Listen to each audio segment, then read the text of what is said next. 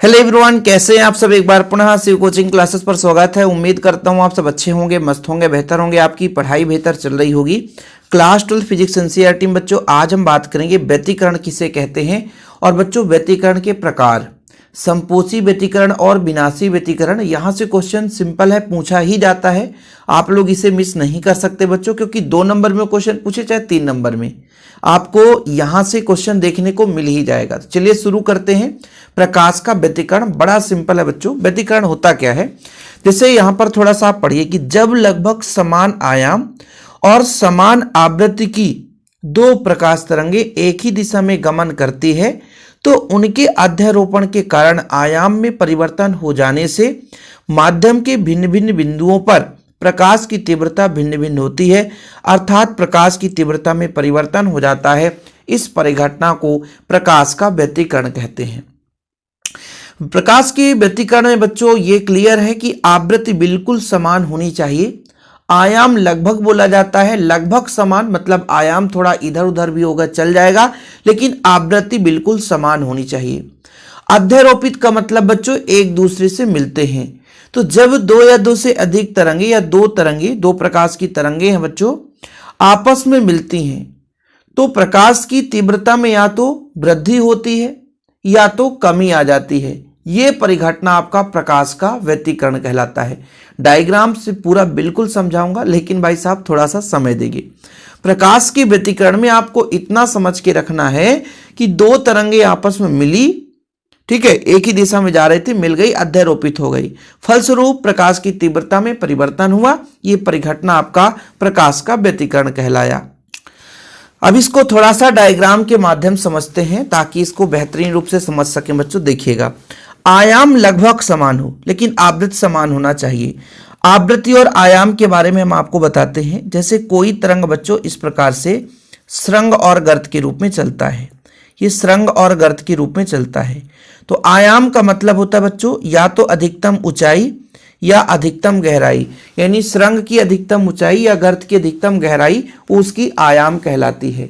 और आवृत्ति का मतलब होता है बच्चों इकाई समय में कितने बार कंपन करता है, 1 सेकंड में कितने बार वो कंपन करता है। जैसे यहां से यहां तक एक कंपन कहलाता है बच्चों, यहां से तरंग एक बार सुरंग और एक बार गर्त, पूरा एक कंपन कहलाता है। ठीक है, तो ये आपका एक तरंग हुआ बच्चों।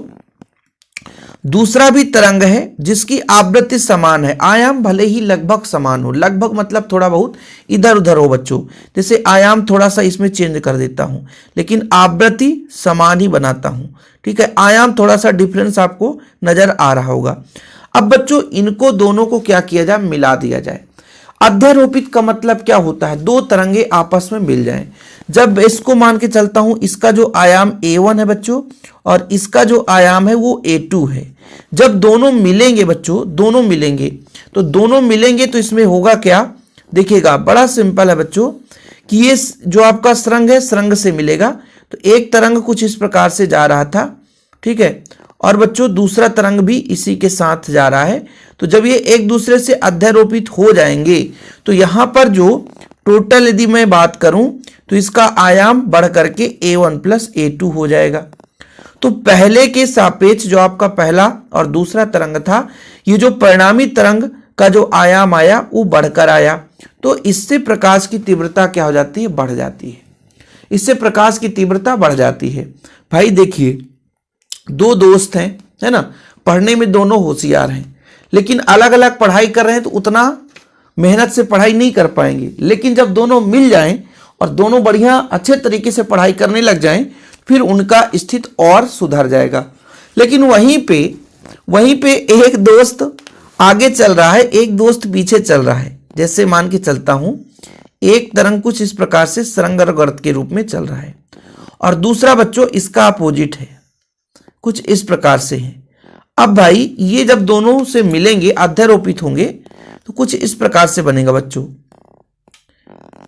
ये ऊपर वाला ऐसा और ये ऐसा हो जाएगा। ठीक है, ये देखो इस प्रकार से बनेगा। तो ये जो व्यतिकरण होगा वो आपका विनाशी व्यतिकरण का उदाहरण होगा। कहने का तात्पर्य हुआ बच्चों कि जब लगभग समान आयाम और समान आवृत्ति की 2 तरंगे एक ही दिशा में गमन कर रही थी और एक दूसरे से मिल गए तो प्रकाश की तीव्रता में क्या हो गया, परिवर्तन। और जब प्रकाश की तीव्रता में परिवर्तन हो जाता है तो यह परिघटना आपका व्यतिकरण कहलाता है। ठीक है बच्चों, कोई दिक्कत तो नहीं है। अब इस डायग्राम में भी एक दूसरे को, जैसे मान लीजिए पहला तरंग है, आगे की ओर बढ़ रहे हैं, है ना, इसके विपरीत में दूसरा जो तरंग है इसका विरोध कर रहा है, तो ये तरीका हो जाता है विनाशी।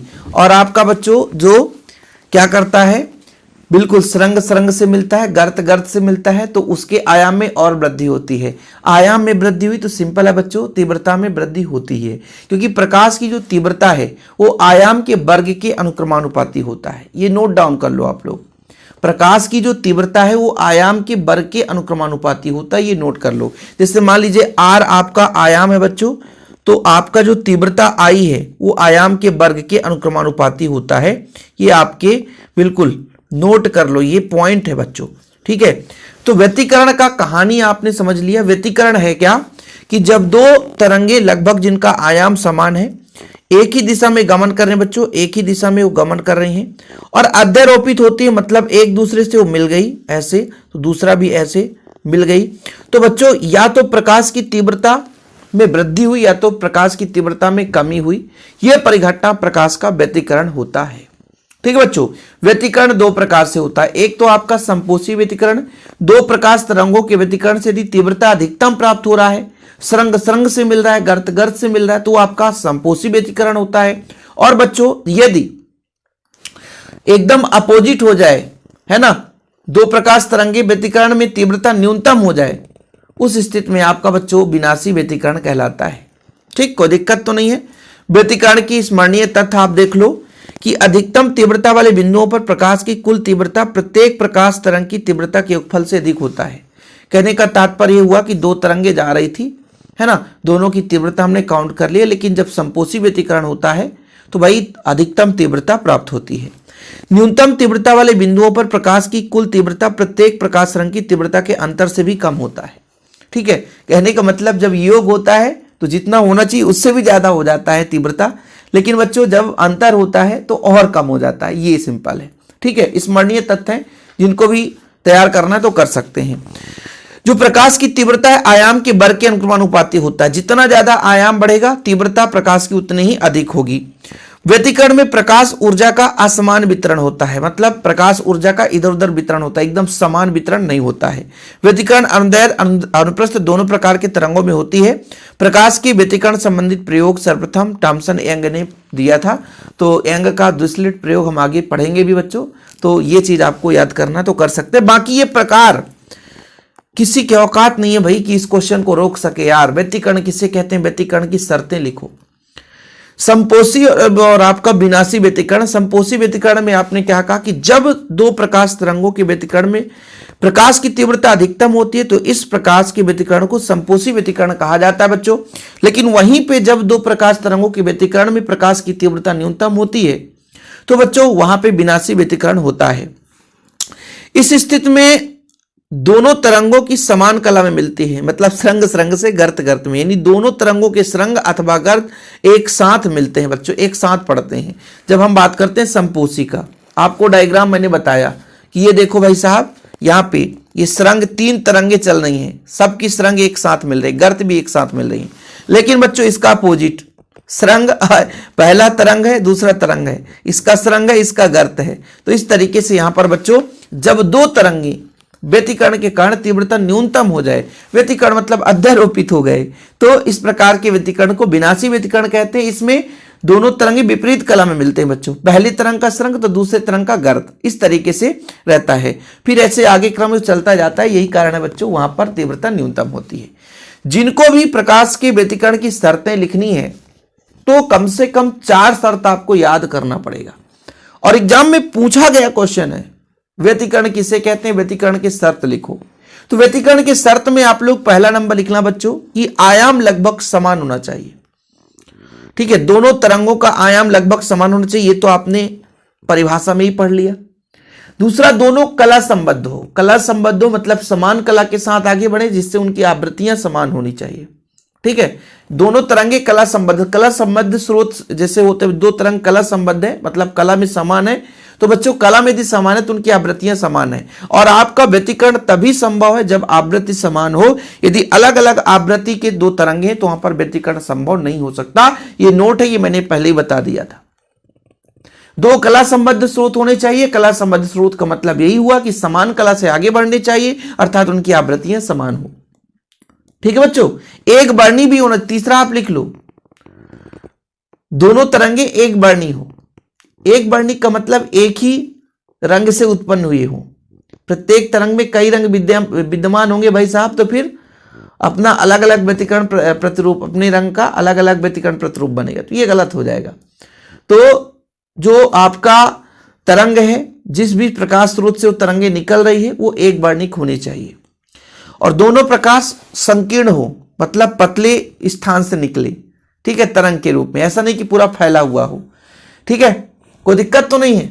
और भी लिखना है बच्चों, तो दोनों प्रकाश स्रोत लगातार प्रकाश उत्सर्जन कर रहे हो, दोनों प्रकाश एक दूसरे से संकीर्ण हो, है ना, दोनों तरंगे एक ही दिशा में गमन करें, सरल रेखा में गमन करें, तो ये इसके प्रॉपर्टी है, किसके, स्थायी व्यतिकरण की शर्तों की बच्चों। और बाकी नोट्स में अवेलेबल रहता है ना पूरा। कॉन्टैक्ट नंबर है 96 85 29 91 49। जिन बच्चों ने नोट्स नहीं लिया है वो नोट्स जरूर ले लें, क्योंकि नोट्स में प्रॉपर तैयारी, देखिए हैंड रिटन नोट्स है, एग्जाम में कैसे लिखना है वैसे ही 2 कॉपी आपको नोट्स में मिलता है ना। आपको भटकना नहीं पड़ेगा कि पता चला लेक्चर हमने खूब करा दिया और आपको पता ही नहीं है कि हमको कैसे लिखना है। तो सारा चीज नोट्स में अवेलेबल रहता है। जिन बच्चों को लेना है वो कांटेक्ट कर सकते हैं। फिलहाल अभी के लिए इतना ही। जय हिंद, वंदे मातरम।